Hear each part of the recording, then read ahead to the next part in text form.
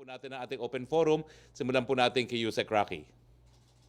Yes, good afternoon, Secretary Roque. Question from Chris Jose of Remate Online. Reaction niyo po sa minumungkahi ni Vice President Leni Robredo sa pamahalaan na maglatag ng communication plan para po mahikayat ang mga Pilipino na magpabakuna laban sa COVID-19. Ito'y matapos lumabas sa isang survey na maraming Pilipino pa rin ang duda tungkol sa bakuna. Matagal na I po understand gagawin naman po ng Department of Health yan, a lot together with the medical specialists, with the experts. So sama-sama, I understand it's already within the government plan.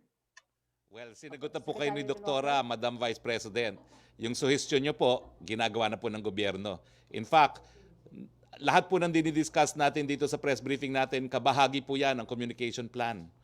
Kinakalat po ng ating mga kalaban na matakot dapat sa mga vaccine ng Chino na kinakailangan Western brands lang, kaya pinapakita po natin na ang Chino po dumaan sa clinical trials sa iba't ibang bansa at least 91.5% ang efficacy rate po ng Sinovac. Kabahagi po yan sa plano. Kung wala pong plano, hindi ganitong nangyayari sa ating mga press briefing. Pero maraming salamat, Doc, for answering the Vice President. Siguro na mo, dahil doktora kayo, hindi na niya i-dispute yan. Next, please. Second question po niya, Secretary Roque, reaction din sa panawagan ni Senator Laila de Lima na imbestigahan ang sinasabing maanumalyang bentahan ng isla sa Subic at Cagayan sa mga Chinese investors. Siguro po talagang marami na pong guni-guni ang ating senador sa kanyang kulungan. Bawal pong bumili ng kahit anong lupa ang mga dayuhan. Thank you, Secretary. Punta po tayo kay Joseph Morong, GMA7. Hello, sir. Hello, good morning, Joseph. How are you? Happy New Sir, Year! nung Ngayon ka lang pala nagpakita. Akala ko biglang nag-iba itsura mo. Sabi na mas marami. Sabi ni Ase Queenie, mas gwapo daw yung Ian Cruz. Ewan ko ba? Totoo naman, sir. Ha? Totoo naman yan. Totoo ba naman. yun? Okay. Okay, game, sir. So, Sinovac. You seem to be very, very confident of Sinovac to the point that you're sounding like a salesperson of Sinovac. Where is the confidence coming from? Alam mo, ang strategic communication is not just giving information, it's selling the truth. That's what I do. It came from clinical trials in Turkey. It came from clinical trials in Indonesia. And of course, the UAE leader has already had himself vaccinated already by a Chinese vaccine as well. So the confidence is because the clinical trials have been conducted and because Sinovac is coming in February, we need to tell the people the truth, that it has undergone very close clinical trials in countries other than China. And the fact that it has been given to the Chinese people. Only to the Chinese people. And it has not been used in the Philippines yet? I have no information on that po. Okay. So if you are so confident about Sinovac, will the president, and this is in the backdrop of very low confidence of vaccines sa mga Pilipino, no? If you're confident with Sinovac, will you allow the president, or does he want to be vaccinated with Sinovac, and will you make this public like President Biden in the US and all the other leaders in the world to inspire confidence? As I said, President Widodo po will have his Sinovac vaccine on the 13th of January. Si Presidente po malinaw, gusto nga niya magpaturo kaagad. Gusto niya Chino at saka Russian. Ang tinatanong niya, pwede bang pareho? Ang tingin ko, hindi. So kinakailangan mamili ang Presidente kung Chino o Russian ang kanyang patuturok. Pero dahil mauuna ang Chino, baka naman po, no, naunahin niya ang Chino. Magsa-Sinovac sir siya, and will this be public? As I said, I'm only right now speculating, but what the President has said repeatedly is gusto nga niyang magpabakuna na ng Chinese and Russian, and ang tanong lang niya, pwede bang pareho? Which is, and even if I'm not a doctor, parang ang sagot ko, hindi. So he will have to choose if he wants Chinese or he wants Russian. So what happened? Kasi parang biglang bumilis yung Sinovac. Did we do something to speed up the arrival, the timeline of Sinovac in the Philippines? My official answer is, I do not know. But the President did say, hindi ako makakaantay hanggang July. Because at that time, ang in-announce was the Western brands are coming in July. And he said, kung ako naiinip, lalo na yung ordinaryong Pilipino. So hindi ko na alam kung anong ginawa ni Presidente para mapabilis yung dating ng Sinovac. Sir, just a little bit more on Sinovac. Right now, ang status niya, sir, in terms of use, wala pa siyang EUA, no? And what steps are we taking to make sure that once it arrives in the country, ay pwede na siyang gamitin? If I'm not mistaken, parang meron ng application or at least preliminary steps have been taken by the Sinovac manufacturer or its agent to procure an EUA, expecting nga that by February, baka dumating na yung Sinovac sa Pilipinas. Okay, sir, just last one point. Yung mga LGUs are already talking, no? Sila na mismo yung nakikipag-usap sa mga vaccine companies. Ngayon, sir, in the tripartite agreement, does it say there when they want the vaccines to be delivered to their LGUs? Ito po'y patuloy na pinag-uusapan ng IATF. Pero malinaw po, kinakailangan sumunod po sa IATF priorities ang mga lokal na pamahalaan. At saka lilinawin ko lang po, no? Hindi po makakabili ang LGU kung wala pong pirma ang national government. Dahil G2G po ang lahat ng bentahan ng mga bakuna. So wag niyo pong isipin na parang ginagawa na ng mga LGUs yung ginagawa ng national government. Hindi po, tanging national government lang makakabili, kaya nga po tripartite agreement. Parang yung ginawa natin sa mga pribadong sektor. Pero pagdating po sa pagtuturok, kung ano yung sinuunahin, kinakailangan sundin po yung pulisiya ng IATF. Just klaro, sir, yung priorities, but yung timeline. Kasi February tayo, ang pinakamaaga, according to you, yung Sinovac, no? But if, for example, an LGU negotiated with AstraZeneca na makapag-deliver sila ng February, will the IATF prevent the LGU from receiving the AstraZeneca vaccine in February ahead of the government schedule? In the first place, that will never happen po. AstraZeneca is not coming in February. So we expect Assuming, it sir, June, July, no? Pero ang sabi ko nga, susundin po yung priorities na sinaad, no? Uunahin nila ang kanilang mga health workers.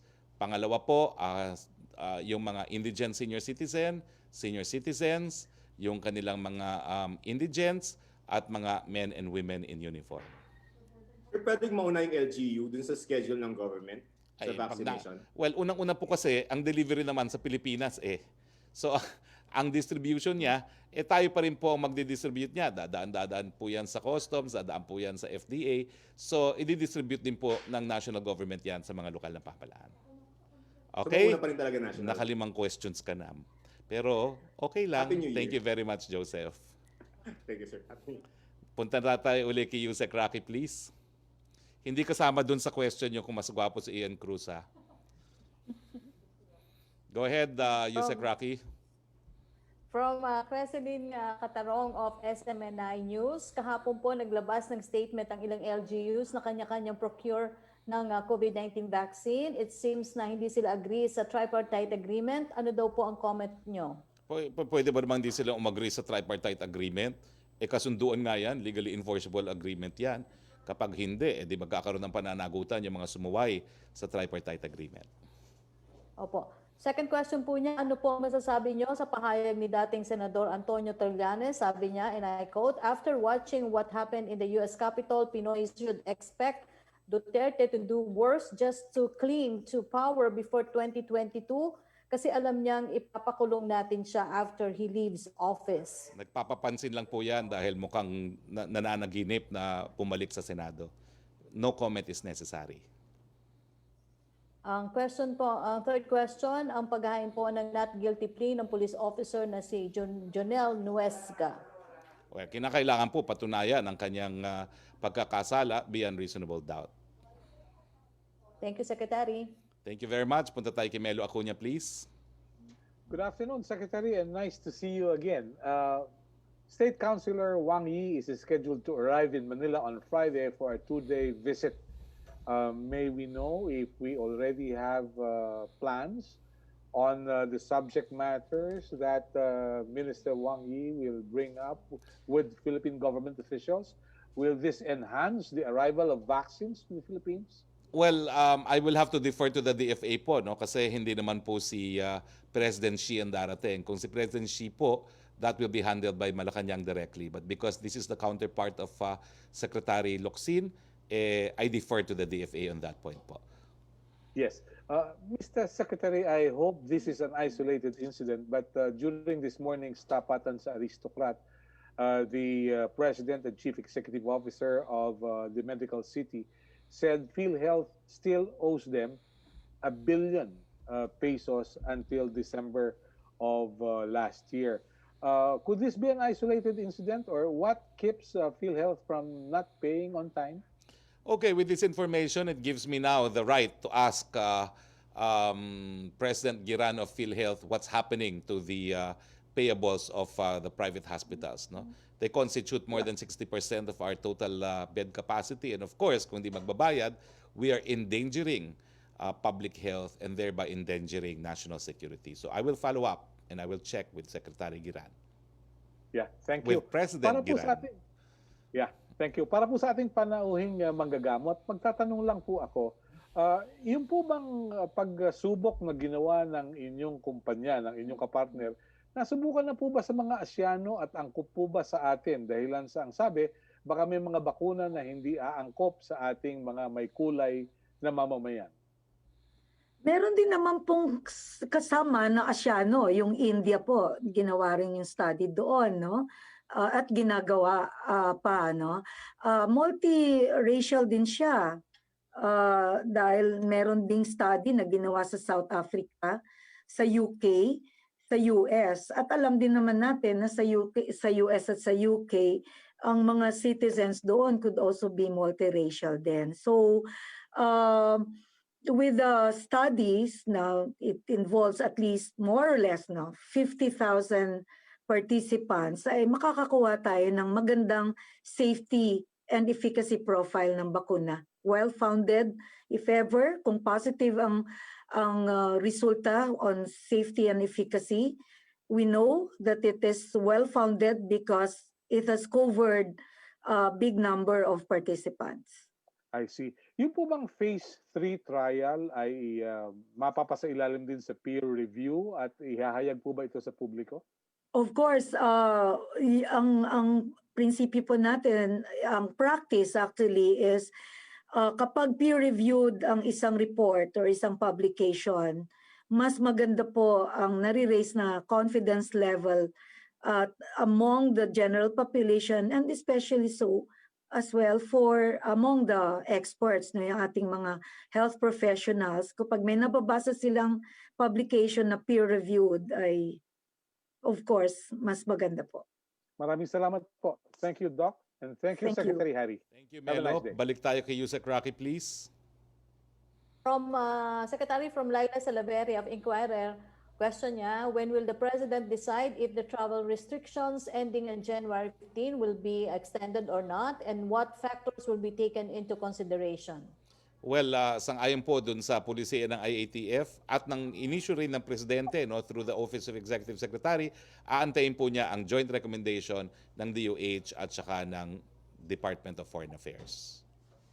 Second question po niya, is Malacanang interested in knowing more about the reported vaccination of 100,000 Chinese workers in the Philippines? At tingin ko po, pinag-aaralan naman yan, naimbestigahan po yan ng NBI. Pero ang sa amin po, nung ako po yung nagkomento, sinabi naman talaga, lininaw natin na hindi po kumpirmado ito dahil wala akong pagkakaalam tungkol dyan. So, pabayaan po natin mag-imbestiga ang NBI dahil yan po ay kanilang katungkulan. Ang third question po niya, does it have any concerns about this illicit inoculation and the possible smuggling of the vaccine?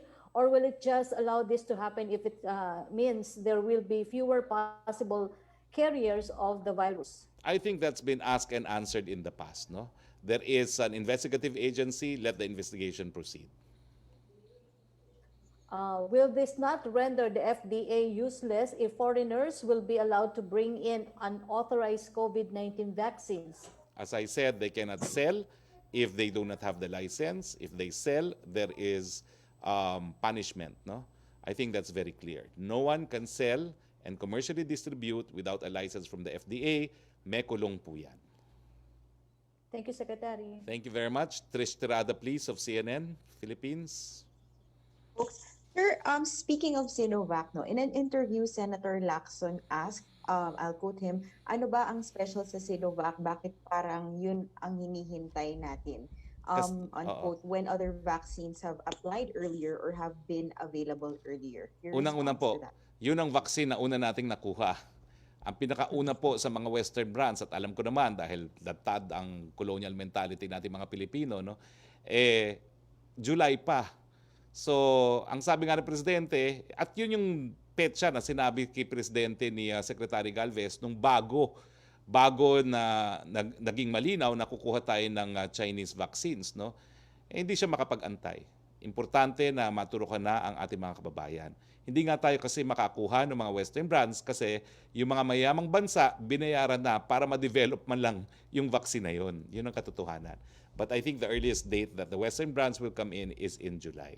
So there's nothing spectacular about Sinovac other than it's been proven safe and efficient, 91.5 in at least 3 jurisdictions, no, that we know of. At kung miski tatanungin niyo po yung mga expecto, yung mga vaccinologist, talagang inactivated po yan. Ibig sabihin, natural. Ito po yung pinahinang virus, which is the traditional vaccines that we have known for the past 300 years.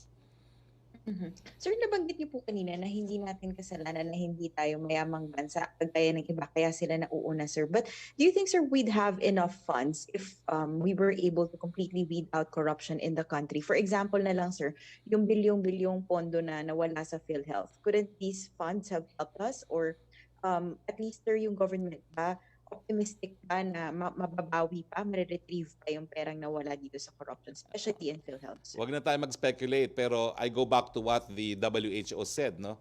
42 countries have begun inoculation, 36 of these are rich countries, and only around 6 are middle-income countries. Technically, hindi pa po tayo middle-income country, ha? We were about to be declared sana po as middle-income. Kaya lang, tumama nga po yung ating COVID-19 pandemic. So developing country pa rin po tayo. Spokes, on another topic, na-anunsyo po in many organizations already that napili po si former Mandaluyong Mayor and Congressman Benhur Abalos as the new MMDA chief. What were the considerations of the president and what was he looking for in the next MMDA chief? Unang-una po, I hope, well, the Malacanang press corps knows this, hindi po ako magkakapagbigay ng kumpirmasyon sa appointment hanggang wala po akong hawak na papel. So right now, I respect that it was Senator Bongo that announced and confirmed that. So I will leave it at that. Pero talagang number one rule po in this office, pagdating sa appointments, walang official paper na nakakarating sa amin, wala po akong announcement. And because I cannot announce formally, I cannot comment on that question yet. All right, sir. Sir, yung sa ano nilang po, study, a report by Numbeo saying that the Philippines has the worst traffic in Southeast Asian or among Southeast Asian countries and ranking 9th as the worst in the world. Siguro po, bababa na tayo ng ranking. Kagabi po, dinaanan ko yung connector. Napakaganda po. At before that, pag umuwi po ako galing Baguio, papunta dito sa Metro Manila, dinadaanan ko rin po, kung diretso na ako ng Malacanang, yung Harbor Link. Alam mo itong mga infrastruktura po ito, talaga naman pong magbabawas ang traffic dahil ang pinakamatraffic naman talaga, EDSA. So ngayon po, hindi na kayo kinakailangan dumaan ng EDSA kung kayo po ipapunta ng norte, lalong-lalo na sa North Luzon Expressway. No? Excited po talaga ako kagabi at pumapalakpak ako, no? Dahil napakaganda pa ng proyekto niyan. No? At maraming salamat po sa ating private sector partner, syempre ang San Miguel Corporation for this new project. Sigurado po na if only because of these two projects, as nadyan pa po yung Cavitex, no, ng Pangilinan Group of companies, talaga pong siguro in a year time when we finish all these projects, bababa na po tayo, mawawala na tayo sa top 10. Pero siyempre po, kinakailangan ang solution sa traffic, improve infrastructure and improve mass transportation. At marami naman pong binabalak na, no, yung first subway, underway na rin po sa Makati, no? At saka yung mga further expansion ng LRT, MRT natin, lalo na ipapunta sa San Jose del Monte, matatapos na po. So kapag lahat po yan nag-online na, makikita natin baka wala na po tayo sa top 10, baka nga wala na tayo sa top 20. No? It's really a matter of infrastructure, both in terms of roads and in terms of mass transportation. Sir, one very last, may address po si Pangulo mamayang gabi. Wala po. It will be on Wednesday. Mamayang gabi po, there will be a cabinet meeting. And the talk to the people will be on Wednesday. Sir, full cabinet po. Full And the cabinet advisor, po. if ever. Full cabinet po. And sir, what will be the main focus of the meeting, if you may share? Well, actually po, pati yung agenda is classified. No? Pero ako naman po, after the meeting, using my discretion, sinasabi ko naman po kaagad kung anong napag-usapan kung hindi po siya covered by privilege. Thank you, Spokes. Salamat Thank you po. very much, Trish. At punta naman tayo kay Yusek Roque, please. Yes, Secretary. A question from Jan Punsalan of ABS-CBN News Online. May we please get more details on the deal for 30 million COVAX vaccine doses? How much is the government paying for the jobs, and when will Filipinos get them? Yan na po yung ating finiture, no? 30 million po. Delivery will be the third quarter. Hindi ko po alam if Doktora can tell us how much this Novavax cost, no? Kasi ang kasama po sa COVAX, ay kasama po ang Novavax, kasama po ang AstraZeneca. Ma'am, can you tell us how much the Indian vaccine costs, or is that covered by the confidentiality clause? Well, it's covered by confidentiality Okay, thank you. clause. Pero ang isa pa dun kasi is we're still waiting for the final pricing as well, because there are also other considerations. And meron pa po tayong another, no, yung supply agreement where all the details will be finalized. Well, gaya po ng sabi ng Presidente, no, sa panahon ng pandemya, sa panahon ng public health emergency, secondary na lang po yung presyo. Ang importante, magkaroon tayo sa lalong mabilis na panahon. Second question po niya, Pasig Mayor Vico Soto said this on Twitter earlier today. Many of us LGUs signed a tripartite agreement with AstraZeneca and the national government yesterday. Would you know which LGU signed these deals and for a total of how many vaccine doses? Well, I know as much as you do, pero hihingi po ako kay Secretary Galvez kung may energy pa siya after na kanyang Senate hearing ng listahan kung ilan na po yung mga LGUs na nakapirma ng tripartite agreement. From Summit Enilia of Business Mirror, may nasign na po kaya na new issue 1 si President Duterte to maintain the 5% tariff for mechanically deboned meat for chicken and turkey? Wala pa po kaming alam, pero as I said, approve in principle sa cabinet level tariff-related matters committee. From Pia Gutierrez of ABS-CBN, how many LGUs have already secured their vaccine supplies through tripartite agreements with the national government and vaccine manufacturers? How many other tripartite agreements are in process? As I said, no, I'll verify with Secretary Galvez probably today if he still has energy to respond to my queries. Thank you very much, Yusek. We go to Pia Renada, please. Hello, Spokes. Can you hear me? Yes, I can hear you. Go ahead. Sir, just on the Sinovac vaccine, sir, has the government paid for, or are we expected to pay for these Sinovac vaccines? Well, I don't know about the terms and conditions, but of course, we expect that it will be paid. But let's see. Maybe, just maybe, I'm just speculating, China will donate, no, some of it. Let's see, because their Chinese foreign minister is coming. I do not know what he will say, but many of us are praying that perhaps some of these vaccines can be donated. After all, we do have very close relations with China. And then, sir, just on its EUA, no? So you were saying earlier that you expect Sinovac to apply for an EUA, and an EUA requires 21 days at least for it to be issued. It's already January, and you were saying we expect the Sinovac doses in February. So, sir, will we wait for an EUA before accepting the delivery? Definitely, we will wait for the EUA before we administer. But we can do what Indonesia did, accept delivery, and wait for the approval of regulatory authorities, no? Pero let me just verify kasi I'm just not 100% sure, but let me just verify the status of Sinovac. I know they're about to file. I do not know if they have in fact filed. Okay. And then, sir, last question, not about the vaccine anymore. Sir, last week, Senate President Soto was saying that the president told congressional leaders that he wanted to amend the Constitution to exclude certain leftist groups or groups that want the falling of the government from being recognized as party lists. Sir, can we just clarify what exactly did the president say about this? I was not in the meeting. In fact, we were having, I think, another affair, no, when that meeting happened, because I was aware of that affair, but I had to choose, no. No, I think I was sent to an event, no, on behalf of the president. But I cannot dispute what Senate President Soto said, no, because he was present, no, and I will leave it at that because I have no personal knowledge otherwise.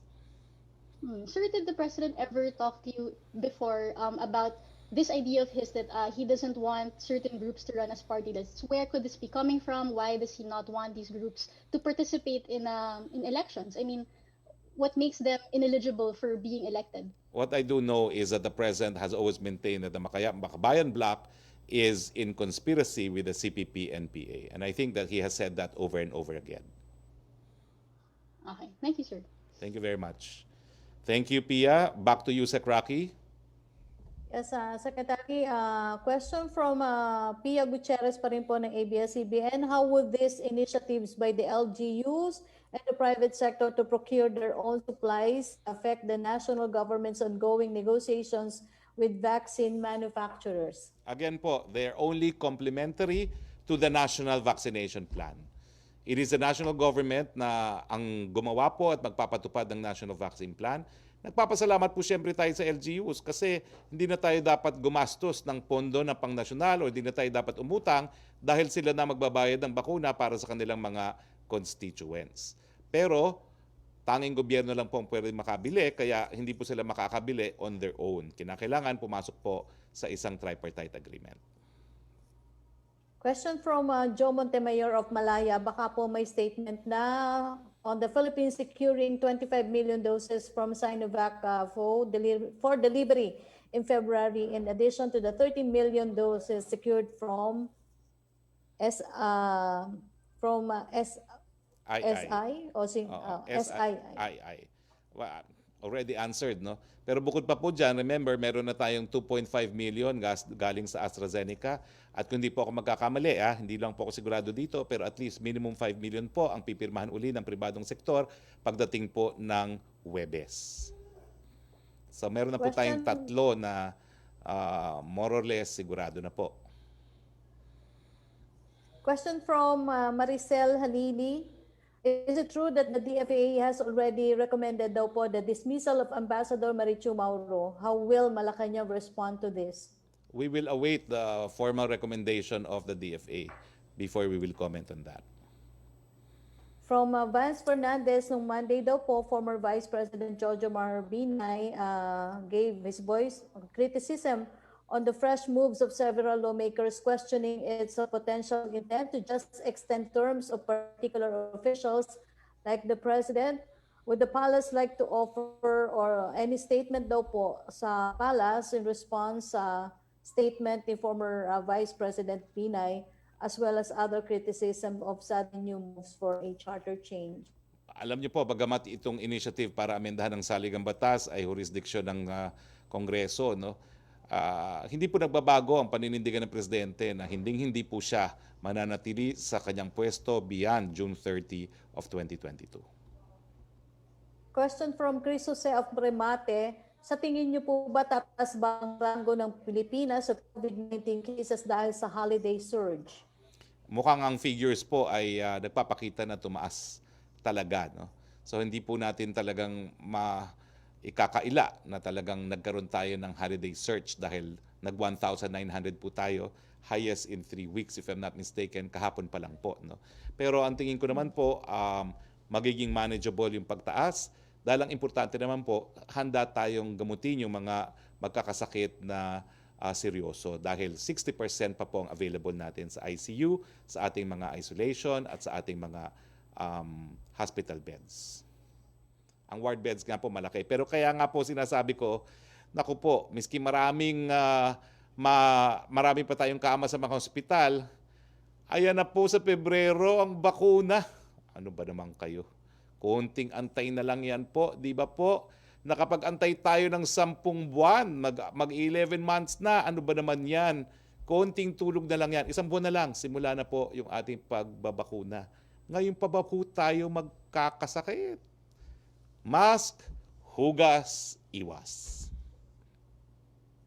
Question from Ace Romero. Health Undersecretary Vergere said 2 brands of COVID vaccines may arrive in the Philippines in February, but she did not provide the specifics. Aside from Sinovac, what's the other brand daw po? Hindi ko po alam kasi may personal knowledge ako dahil narinig ko na rin sinabi yan ng ibang opisyal, no, ni Secretary Galvez ay Sinovac. Anyway, we went public with Sinovac because Secretary Duque already made public this matter.